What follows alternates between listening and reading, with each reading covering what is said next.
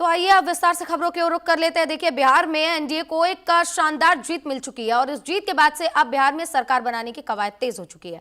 पटना में कल बीजेपी विधायकों की बैठक होने वाली है और सदन के नेता को लेकर चर्चा होगी। कैबिनेट मीटिंग के बाद नीतीश दे सकते हैं इस्तीफा, ये बड़ी चर्चा इस बीच शुरू हो गई है। 19 या 20 नवंबर को शपथ ग्रहण समारोह होगा। बिहार में एनडीए सरकार के गठन का फॉर्मूला अब तय हो गया है।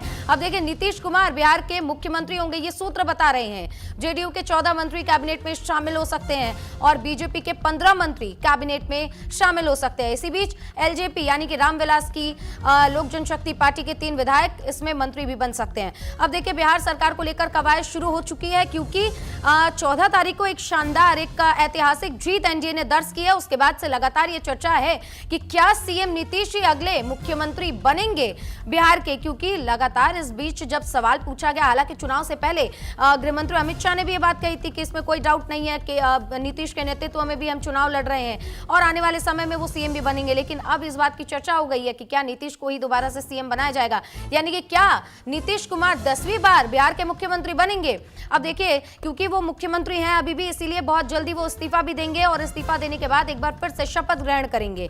शपथ ग्रहण 10वीं बार होगा क्योंकि बिहार के 9 बार के मुख्यमंत्री रह चुके हैं नीतीश कुमार। 19 या 20 तारीख को यह अंदाजा लगाया जा रहा है, संभावना है कि शपथ ग्रहण समारोह होगा जिसमें प्रधानमंत्री खुद मौजूद होने वाले हैं। इस बीच देखिए, जेडीयू के 14 विधायक मंत्री बन सकते हैं, बीजेपी से 15 मंत्री बनाए जा सकते हैं और क्योंकि एलजेपी इसमें उसका बहुत बड़ा स्ट्राइक रेट अगर हम कहें तो बहुत अच्छा देखने को मिला है। 29 सीटों पर लड़ रहे थे और लगभग उनका स्ट्राइक रेट इतना बढ़िया था कि हम कह सकते हैं कि उनकी तरफ से भी जिस तरीके से पार्टी ने चुनाव लड़ा है और कई सीटें उनके हाथ लगी है, इस हिसाब से उनको भी 3 मंत्री पद दिए जा रहे हैं। इतना ही नहीं, अगर देखिए विपक्ष की हम बात करें तो विपक्ष लगातार इस बीच में सत्ता पक्ष पे हमलावर है और लगातार इस बीच वोट चोरी और तमाम मुद्दे भी उठा रहा है। लेकिन जनता ने इन सारे मुद्दों को नकार दिया है। जनता ने एक बार फिर से सुशासन बाबू को अपनाया है और सुशासन बाबू पर भरोसा जताते हुए एनडीए को एक बड़ी और ऐतिहासिक जीत दी है। और इतना ही नहीं, अब क्या सीएम का ताज नीतीश के सर पर ही सजेगा, ये एक बड़ा सवाल है। लेकिन अब जैसा कि चर्चा चल रहा था, अब देखिए इस बीच में कई बार जब ऐसा सवाल पूछा गया है तो जब जीतन राम मांझी भी कह रहे थे कि सबकी सहमति से ही सीएम चुना जाएगा।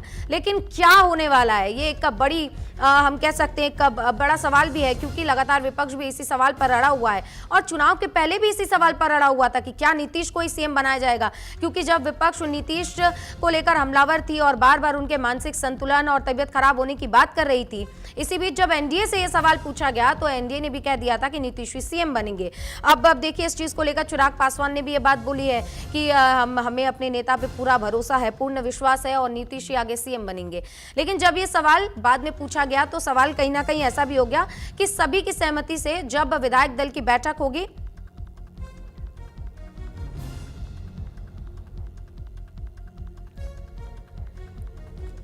तो हमारे साथ सरदार आरपी सिंह जुड़ गए हैं, राष्ट्रीय प्रवक्ता बीजेपी से। आपका बहुत बहुत स्वागत है सर।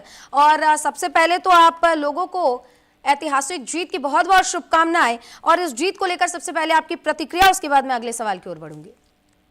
बहुत बहुत धन्यवाद। और बिहार की जनता का, बिहार की बेटियों, महिलाओं और बहनों का बहुत बहुत मन से आभार। बहुत खुलकर उन्होंने आशीर्वाद दिया है और हम लोग कोशिश करेंगे कि हम उनके आशीर्वाद के प्रति जो उन्होंने हमारे प्रति जो आस्था जगाई है उस पर हम खड़े उतरे। बिल्कुल। आरपी जी, सवाल तो ये भी उठ रहा है कि अब कहा गया था कि पहले नीतीश सीएम बनेंगे और अब कहा जा रहा है कि विधायक दल में सबकी सहमति से नेता चुना जाएगा, तो क्या कि जनता आश्वस्त हो जाए कि नीतीश सीएम बनने वाले हैं 10वें? लोकतांत्रिक प्रक्रिया के अंदर विधायक दल ही तय करता है कि उनका नेता कौन होगा।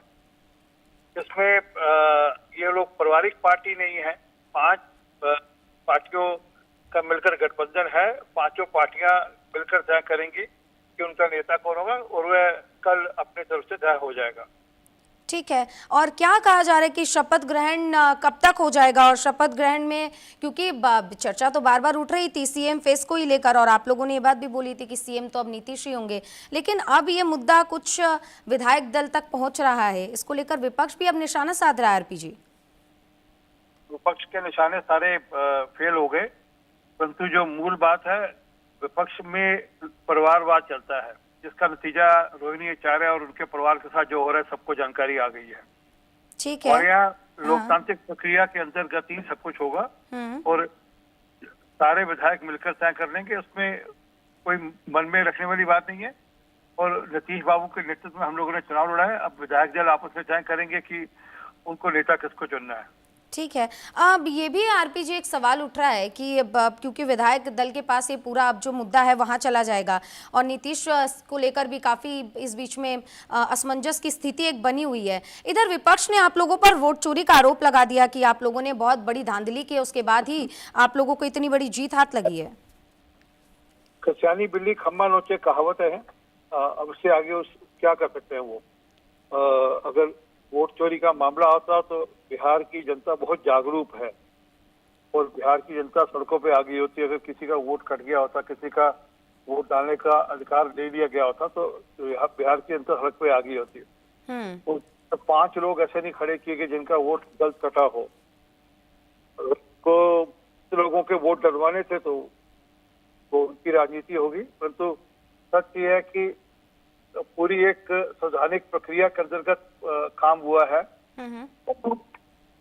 उसका जो नतीजा था वह सबके सामने पब्लिक डोमेन में था। सुप्रीम कोर्ट की तत्वाधान में हुआ है, सुप्रीम कोर्ट की मॉनिटरिंग में हुआ है, तो इसमें इसका इशू है नहीं।